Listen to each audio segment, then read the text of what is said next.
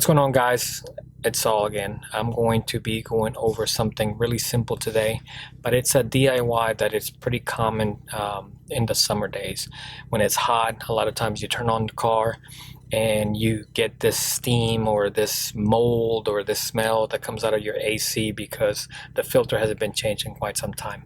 So it's a simple mod, something that you can do yourself, but a lot of dealers are going to charge you a lot of money to do that. If you order it off of Amazon, you can do it yourself and probably avoid having to pay someone to do it.